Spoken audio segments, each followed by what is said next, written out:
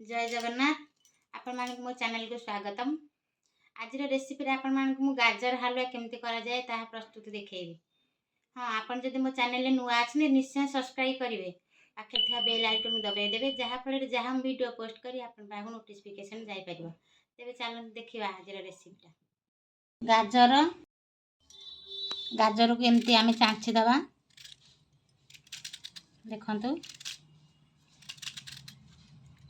देखंतु पूरा एमती चांछि देले। देखंतु ए गाजर कटर चांछिबा कटा जाए। देखंतु एतिकी गाजर मु एमती कर देछि। चीनी, पानी, लूण, घी, काजू, गुजराती, तारी 5टा गुजराती के छड़े की रखी। किछि चीनी देकी छेची दबा। चीनीटा देले शीघ्र गुंड हबो।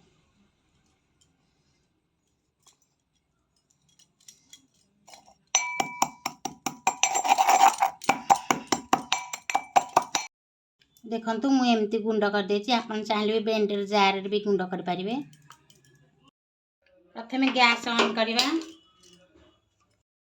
करेई बसैबा। करेई ताती गलानी बे घी पकै दबा।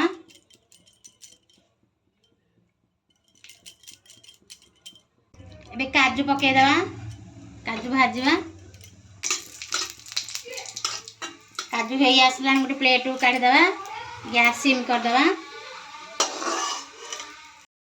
एबे गाजर पकेबा। गाजर को भाज दबा।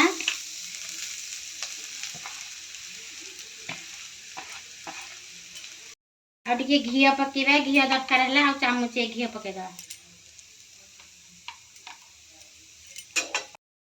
देखंतु एठी गाजर मु जोरिया गैस लगे कि आंच रे 5 मिनिट भाजिले भी भाजी भल से ही गलानी। एबे खीर दे दबा। मु एथरे बड़ कप रे कप हेबो खीर नेची। खीर को ढाल दबा। जाळ जोरिया दे दबा। तबरे चीनी पके दबा। आपण जेतिकी मिठा खाइबे ता अनुसार पकेबे। घांटी दबा। देखंतु मु एइथरे पानी गिन्ने हबो देइची। सिझिबा पे छाड़ दबा।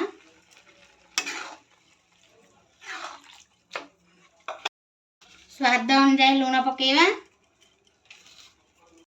घांटी दबा।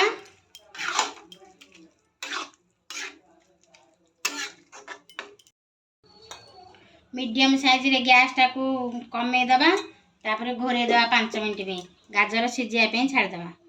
मझे घांटू थिबे नले लागी जीवो। ए देखंतु ए सिझी आसलानी। एबे काजू पके दबा। मिक्स कर दबा। ए हेई गलानी प्लेट को काढी दबा।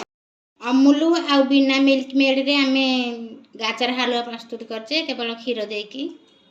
आपण माने घरे निश्चिंत थरे देखिए तैयार करकी।